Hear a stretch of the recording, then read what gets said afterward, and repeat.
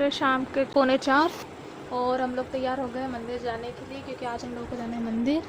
तो इधर आशु हो गई, इधर मेरी तैयार हो गई, मम्मी बाहर है, तो बस आगे का लोग मंदिर जाएंगे। जय श्री महाकाल दोस्तों, स्वागत है आप सभी का मेरे इस नए व्लॉग में। हम लोग जा रहे हैं मंदिर दर्शन के लिए। हम ऑटो में सवार होकर सीधे आ गए थे माँ संतोषी के दरबार में। संतोषी माता की पूजा की और पास में ही हनुमान जी का मंदिर है। वहाँ पे हमने हनुमान जी के दर्शन करके भोले बाबा के दर्शन करे और भोले बाबा के दर्शन करके हम लोग सीधे आ गए थे माँ हरसिद्धि के दरबार में। हमने हरसिद्धि माता की पूजा की और यह हरसिद्धि मंदिर संतोषी माता के मंदिर के जस्ट पास में ही है। फिर हमने वहाँ पर स्थित भोले बाबा के दर्शन करे, जो कि श्री करकोटकेश्वर महादेव जी के नाम से प्रसिद्ध है और जो 84 महादेव में से 10वें नंबर पर आते हैं। अभी चल रहा है अधिक मास, पुरुषोत्तम मास भी जिसे कहते हैं। अधिक मास में 9 नारायण, 7 सागर और 84 महादेव के दर्शन करना बड़ा ही शुभ होता है। लेकिन अभी हम 9 नारायण, 7 सागर और 84 महादेव के दर्शन ही नॉर्मली सभी मंदिरों के देव दर्शन के लिए आए थे। तो ये हरसिद्धि माता मंदिर है और यहाँ पे ये है दीपमाला, जो कि हरसिद्धि माता मंदिर में ही स्थित है। फिर हम लोग यहाँ पे दर्शन करके सीधे आ गए थे 9 नारायण मंदिर, जो कि विक्रमादित्य मंदिर के जस्ट सामने स्थित है। और ये हरसिद्धि माता के सामने जो गली जा रही है जस्ट वहाँ पर है। और ये जो विक्रमादित्य जी का मंदिर है उसमें उनके साथ उनकी 32 कठपुतलियाँ भी है। वहाँ पर दर्शन करके बहुत ही अच्छा लगा और सभी मंदिरों के दर्शन करके बहुत अच्छा लगा। फिर हम लोग सीधे जा रहे थे रामघाट की ओर और हम आ गए हैं अब रामघाट। हमने रामघाट पे हमें बहुत ही अच्छा लगा। यहाँ पे आने के बाद हम लोग सबसे पहले एक ही काम होता है, वो है हमारे हाथ को धोना और खुद को शुद्ध करना। हम लोगों ने सबसे पहले अपने हाथ पैर धोए और माँ शिप्रा को प्रणाम किया सबसे पहले तो अभी मम्मी सबसे पहले माँ शिप्रा को प्रणाम करके अपने हाथ मुँह धो रहे हैं। फिर मैंने और मेरी छोटी बहन आशु ने, हम दोनों ने भी यहाँ पर शिप्रा माता को प्रणाम करा और हाथ मुँह धोए। और यहाँ का नज़ारा बस देखने को ही मज़ा आ जाता है। यहाँ पे जाके जो सुकून मिलता है, जो शांति मिलती है, वो बस वहाँ जाके ही हम देख सकते हैं, वो वहाँ जाकर ही हम फील कर सकते हैं। आप में से जो भी अगर उज्जैन आए तो प्लीज़ रामघाट ज़रूर आइएगा। यहाँ की जो सुकून और शांति है वो आप बस यहाँ पे आके ही फील कर सकते हैं। तो चलिए वापस हम चलते हैं हमारे दर्शन की ओर। तो अब हम लोग आ गए थे श्री पिशाचेश्वर महादेव जी के दर्शन करने के लिए, जो कि 84 महादेव में से 68 नंबर पर आते हैं। और ये है अति प्राचीन श्री धर्मराज चित्रगुप्त जी का मंदिर, जो कि रामघाट पर ही स्थित है। और यहाँ पे 84 महादेव के दर्शन, 12 ज्योतिर्लिंग और 4 धामों के दर्शन आपको एक साथ हो जाते हैं। तो ये है 12 ज्योतिर्लिंग, 4 धाम और 84 महादेव। यहाँ पर सभी भगवान एक साथ स्थित है। तो कहते हैं जो लोग अधिक मास में और पुरुषोत्तम मास में 84 महादेव सभी के दर्शन नहीं कर सकता, वो एक साथ यहाँ पे आके दर्शन कर सकता है। तो अगर आप लोग भी अगर 84 महादेव के दर्शन ना कर पाए तो एक बार इस मंदिर पर ज़रूर आइएगा। यहाँ पे आपको सारे मंदिर, सारे भगवान एक साथ मिल जाएंगे। और फिर मम्मी और आशु ने यहाँ पे सभी भगवानों की पूजा अर्चना और आरती की। और फिर मैंने यहाँ पर थोड़ा सा शूट करा और आप लोगों को बता रही हूँ, आप लोग भी इनके दर्शन कीजिए। आप लोगों को भी इस वीडियो के माध्यम से दर्शन करवाना चाह रही हूँ, तो बोलिए हर हर महादेव। फिर हम लोगों ने यहाँ पे दर्शन करे और फिर हम आ गए थे अरुणेश्वर महादेव जी के दर्शन करने, जो कि 84 महादेव में से ही एक है। फिर यहाँ पे पूजा पाठ की। हम लोगों की पूजा पाठ हो गई थी, बाकी लोग पूजा कर रहे थे, तो हम लोग साइड में आ गए थे, क्योंकि यहाँ का जो गर्भगृह है बहुत ही ज़्यादा छोटा सा है। तो ये है अरुणेश्वर महादेव जी, जो कि 84 महादेव में से ही एक है और ये रामघाट पर स्थित है। यहाँ पे दर्शन करने के बाद हम लोग आ गए थे सीधे यमराज जी के मंदिर के दर्शन करने और यमुना माता के दर्शन करने के लिए। इनके दर्शन करके हम सीधे आ गए थे पुरुषोत्तम नारायण जी के दर्शन करने के लिए। और इन्हीं के जस्ट सामने 84 महादेव में से दूसरे नंबर के महादेव श्री गुहेश्वर महादेव जी स्थित है। चलिए मैं आपको अंदर लेके चलती हूँ। हम लोग लाइन में खड़े थे क्योंकि अंदर भीड़ थी, तो फिर जब जैसे ही भीड़ ख़त्म हुई हम लोग अंदर गए।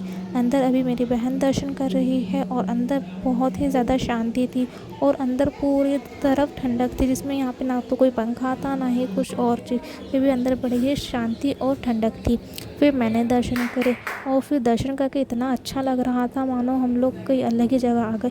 आप में से अगर जो भी यहाँ पर रामघाट पर आए तो प्लीज़ 84 महादेव में से कुछ महादेव के दर्शन अवश्य करें। फिर मेरी मम्मी ने दर्शन करे और उन्हें तो यहाँ पे बहुत ही अच्छा लग रहा था, वो यहाँ से जा रहे ही नहीं चाहते थे। फिर आप लोगों ने जैसे कि अभी हम लोगों ने दर्शन करे थे चित्रगुप्त मंदिर के, तो जस्ट पास में से ऊपर जो सीढ़ियाँ जा रही है वहाँ से हम लोग ऊपर आएंगे तो यहाँ पर भी 84 महादेव में से कुछ मंदिरों हैं। तो यहाँ पर जो सीढ़ियाँ है वो बहुत ही सीधी चढ़ाई है। तो आप लोग अगर आएँ तो प्लीज़ बुज़ुर्गों का और बच्चों का ज़रूर ध्यान रखिएगा। देख सकते हैं आप, ये मम्मी भी बहुत थक गई थी क्योंकि ये जो सीढ़ियाँ थी वो एकदम सीढ़ी सीढ़ियाँ थी, मतलब एकदम सीधी चढ़ाई थी। तो प्लीज़ आप लोग इस बात का ध्यान रखिएगा। और फिर हम लोग यहाँ पर आए तो यहाँ पर 84 महादेव में से चौथे नंबर के महादेव श्री डमरूकेश्वर महादेव जी स्थित है। तो हम लोग यहाँ पर अंदर दर्शन करने जा ही रहे थे कि हमें पता पड़ा कि अंदर भोले बाबा का श्रृंगार प्रारंभ हो चुका है, तो जिस कारण से अंदर जाना मना हो गया था। यहाँ पे शाम को 5 बजे तक तो अलाउ रहता है, लेकिन 5 बजे बाद फिर श्रृंगार होता है, तो जिस कारण से हम लोग अंदर जाके दर्शन नहीं कर पाए थे।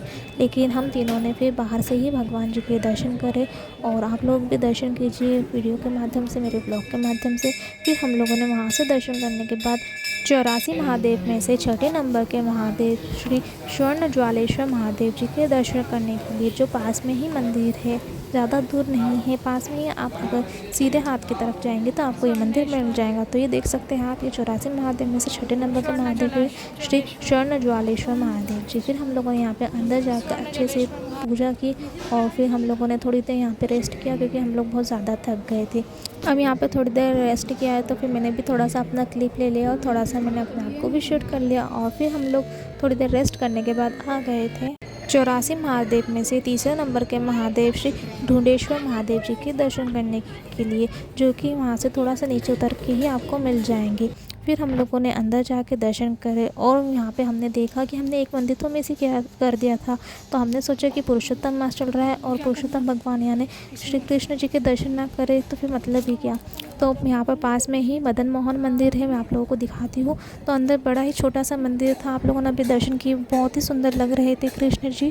तो हमने उनके दर्शन करे और फिर हम लोग यहाँ पे दर्शन करने के बाद नीचे राम घाट पर आ गए थे। तो हम लोगों ने देखा कि यहाँ पर तो शिप्रा आरती प्रारंभ हो गई है। फिर हम लोगों ने यहाँ पे शिप्रा आरती अटेंड करी। आपको पता है माँ शिप्रा को तीनों लोकों में पूजनीय त्रिभुवन वंदिता माना गया है, जिनके केवल दर्शन से ही मोक्ष की प्राप्ति होती है। और अधिक मास में माँ शिप्रा के पावन जल में स्नान करने से 10 प्रकार के पापों का नाश होता है और अश्वमेध यज्ञ के समान पुण्य मिलता है। और आपको पता है पौराणिक कथाओं के अनुसार अमृत मंथन के दौरान अमृत की कुछ बूंदें शिप्रा नदी में भी गिरी थी, इसलिए अधिक मास में इसका जल अमृत तुल्य हो जाता है। शिप्रा नदी भगवान विष्णु के रक्त और शिवजी के त्रिशूल के प्रताप से उत्पन्न हुई है, जो हरि और हर के एकात्म रूप को दर्शाती है। अधिक मास के दौरान उज्जैन के रामघाट में देवदान और महाआरती का अद्भुत नज़ारा मिनी कुंभ जैसा प्रतीत होता है। अगर आप लोग भी उज्जैन आए तो प्लीज़ शिप्रा आरती अवश्य अटेंड करें। मैंने यहाँ पर हम लोगों का एक छोटा सा ब्लॉग भी बनाया और आप लोग इस ब्लॉग के माध्यम से प्लीज़ शिप्रा आरती अटेंड कीजिए। और ये देखिए यहाँ पर सामने ना एक सर है जो स्विमिंग भी सिखाते हैं बच्चों को, ताकि जो बच्चे पैसे दे के स्विमिंग नहीं सीख सके वो इस क्लास में आके फ्री में स्विमिंग सीख सकते हैं। तो अगर आप लोग उज्जैन के लोकल में से कोई मेरा ये ब्लॉग देख रहा है तो प्लीज़ आप लोग यहाँ पर आइएगा। यहाँ पर सुबह और शाम दोनों टाइम क्लासेस लगती है। और ये है शिप्रा द्वार, जिसे आरती द्वार भी कहते हैं।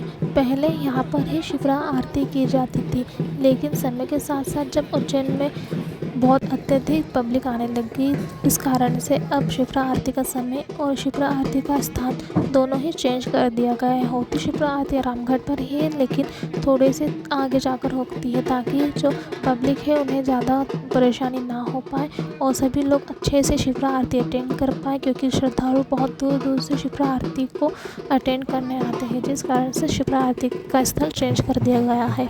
और यहाँ पर एक छोटा सा शिप्रा मैया का मंदिर भी है, जहाँ पर शिप्रा आरती अभी हो रही है। और आज है मंगलवार, तो आज रामघाट पर सामूहिक रूप से हनुमान चालीसा का पाठ हो रहा है। चलिए चलते हैं हनुमान चालीसा का पाठ करने।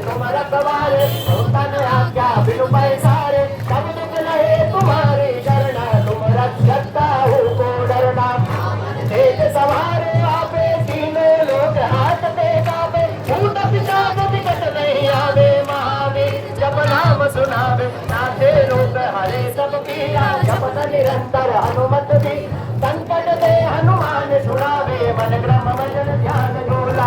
तत्पर राम तपस्वी राजा, दिल के काज सकल तुम राजा। और मनोरथ जो कोई लावे, कोई अमित जीवन बल पावे। चारों जुग पर नाम तुम्हारा, हे पर जगत उजियारा। लवन के दाता अकबर दीन जानकी माता राम रसायन तुम्हारे पासा नारायण श्रीमन कभी भक्त बात में आए